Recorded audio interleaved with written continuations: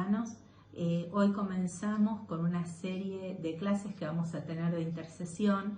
En esta primera clase vamos a ver los propósitos y el propósito fundamental es activar nuestra vida de intercesión.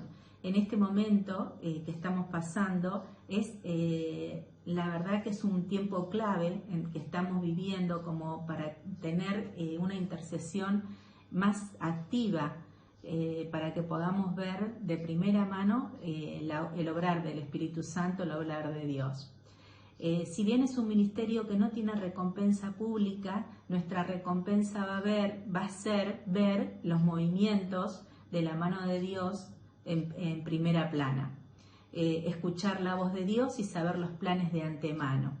En primera de Pedro 2:9 nos dice: mas vosotros sois linaje escogido, real sacerdocio, nación santa, pueblo escogido por Dios, para que anunciéis las virtudes de aquel que os llamó de las tinieblas a la luz admirable.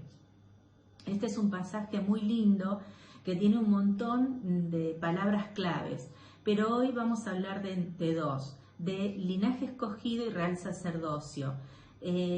Acá podemos ver con estas dos palabras que la intercesión es parte de nuestra identidad, es parte de nuestro ADN. Cuando habla de real sacerdocio, habla de realeza, y esta realeza habla de gobierno a través de la intercesión. Todo esto lo vamos a ir viendo en todas las clases puntualmente. Hoy solamente es un pantallazo general de todo lo que vamos a ir viendo. Normalmente cuando hablamos de intercesores nos imaginamos a unas abuelitas orando, porque justamente el enemigo trata de engañarnos y menospreciar el lugar del intercesor. Esto realmente el año pasado, cuando estuve con los jóvenes del Triple P, me cambió realmente la manera de pensar, porque si bien yo era una de las que decía, bueno, cuando uno ya no tiene más lugar en la iglesia que hacer, las mandan a orar, ¿no? Pero sin embargo, los jóvenes el año pasado me enseñaron que no, ellos realmente estaban apasionados por ver el obrar de Dios, por ver el Espíritu Santo moverse en las personas, moverse en milagros, y realmente es un ministerio para muchos, es un ministerio para todos, porque realmente está en nuestro ADN. Vamos a hablar también de la oración, que es un arma masiva de avivamiento y es un arma de destrucción también masiva. Y está en nuestras manos y está en nuestra boca. Es para destruir toda estrategia del enemigo. Lo que vivimos en intimidad se activa en comunidad y el poder del acuerdo desata la manifestación de los planes de Dios. Eso es fundamental, que nosotros nos pongamos de acuerdo por qué orar. Justamente nosotros en estos días estamos orando 2 veces por día, una a la mañana por todos los enfermos y a la noche para un despertar nuevo de la iglesia, para que Dios realmente reactive todos los dones que hay en la iglesia. Después incluye la lectura de la palabra de Dios. Toda oración siempre tiene que estar incluida. Y por supuesto la comunión con el Espíritu Santo. Estudiar la palabra de Dios en un ambiente de intimidad con Dios nos da revelación. El salmista en el Salmo 51:6 nos dice: en lo secreto me has hecho comprender sabiduría. Y es así, muchas veces nosotros leemos la palabra de Dios pero sin entendimiento, y no tenemos entendimiento porque no tenemos comunión con el Espíritu Santo. Pero nosotros cuando comencemos a tener una intimidad y una comunión con el Espíritu Santo, vamos a empezar a tener revelación de la palabra de Dios. Todo el plan de Dios está escrito en la Biblia, así que nosotros vamos a empezar a tener revelación. Aparte de que hay más de 3.565 promesas de las cuales tenemos que reclamar. Siempre yo les digo que la palabra de Dios la tenemos que hacer propia, la tenemos que personalizar. También vamos a derribar mitos. No es con la excelencia ni con la elocuencia de lo que hagamos, sino con la permanencia. No hay que rendirse, sin ser intencionales en la búsqueda de Dios. Nosotros tenemos que ser intencionales Realmente no es por las palabras y las bellas palabras que busquemos y nos rebusquemos, sino es realmente por la permanencia en su presencia. La mayoría de las veces parece que no pasa nada, pero en el terreno espiritual sí pasan cosas. Por ejemplo, vamos a hacer un ejemplo práctico. Nosotros cuando nos sacamos una radiografía nos exponemos a rayos y aparentemente no pasa nada, pero sin embargo esos rayos nos traspasan y nos sacan una foto de nuestro interior.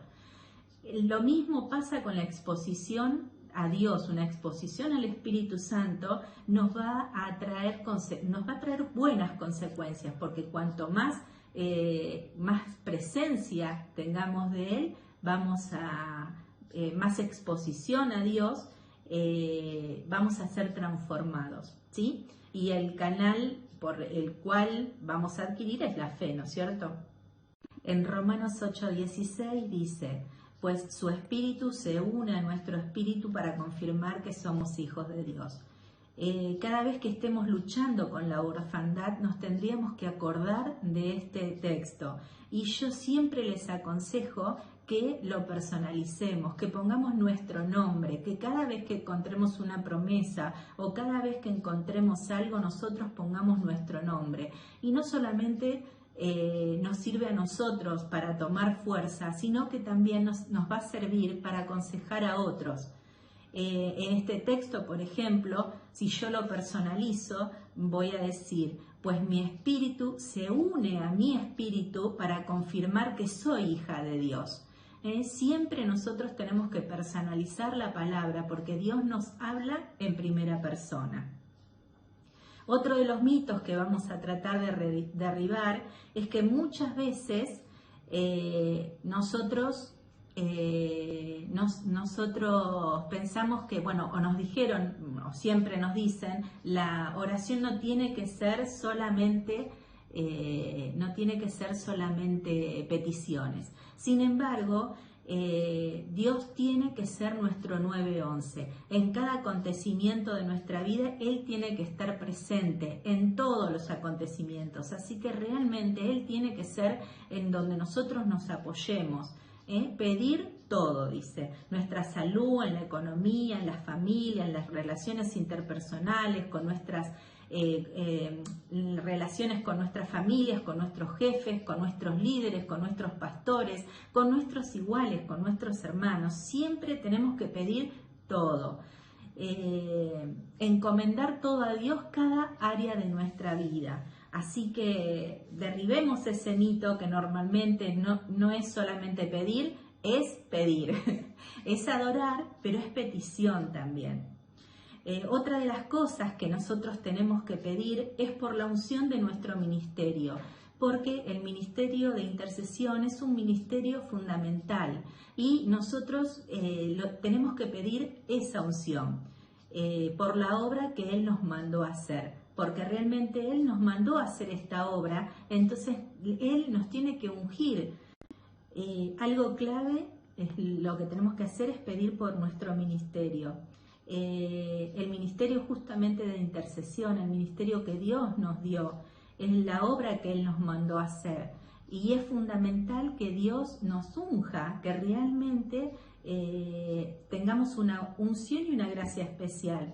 Si no pedimos en este sentido, vamos a servir a través de nuestras capacidades, y si lo hacemos a través de nuestras capacidades vamos a cansarnos y en un tiempo vamos a dejar. Por eso siempre tenemos que pedirle a Dios la unción, ¿sí? Pedir perdón y restauración, que nada nos impida nuestra comunión con Dios. David, por ejemplo, tuvo un pecado muy grande, sin embargo a él nada le impidió ir dentro de la presencia de Dios, a los pies de Dios, y pedirle perdón. Y cuando uno va a pedir perdón, nos exponemos a la presencia de Dios, y esa es la manera que nos muestra los errores y nos alinea a su voluntad. Así que bueno, hermanos, vamos a ir viendo un montón de puntos.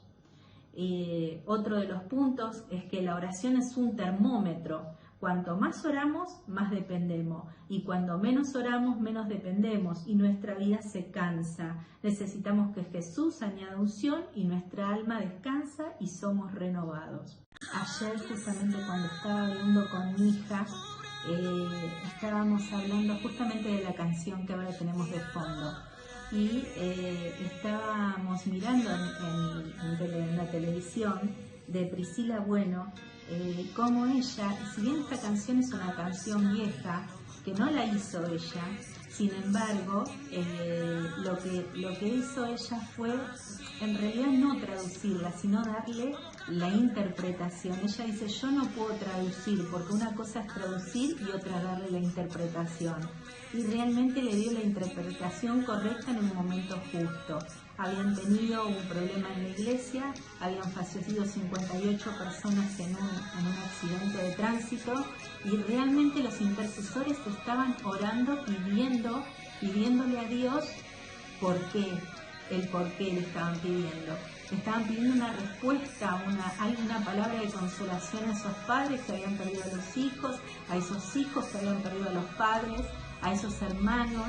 Entonces dice que, bueno, ellos oraron mucho, pero un día en la casa, estando en la casa, Dios le dio en 10 minutos la traducción o la interpretación de esta letra. Y realmente yo digo, ¿cómo es la mano de Dios? Porque muchas veces nosotros hay cosas que hacemos hoy que Dios la usa por ahí dentro de 1 año, 2 años, no sabemos el tiempo de los cuales Dios la va a usar. Esta canción ya tiene más de 139 millones de reproducciones, o sea que pasó por todo el mundo, se viralizó. ¿Por qué? Porque Dios abrió esa puerta. Y algo que la chica decía y que realmente me gustó dice, no abras tus propias puertas, permite que Dios las abra por ti, porque tu don y regalo abrirá camino para ti. Realmente Dios es el que abre las puertas. Por más que nosotros querramos hacer lo que querramos hacer, no vamos a tener la misma repercusión que si lo hubiéramos hecho con nuestras propias fuerzas. Realmente Él es el que abre la puerta, Él es el camino. Así que nosotros eso es lo que nos tenemos que aprender a descansar en Él y que realmente Él nos guíe los pasos. Así que Dios los bendiga. Espero que hayan disfrutado esta primera clase. Las próximas van a ser, y espero que sean mucho más abundantes y más enriquecidas. Lo sacamos toda de este libro y que Adrián nos había mandado a leer. Yo lo leí y bueno, lo estudié y saqué las clases que vamos a dar. Así que Dios los bendiga y nos vemos en la próxima.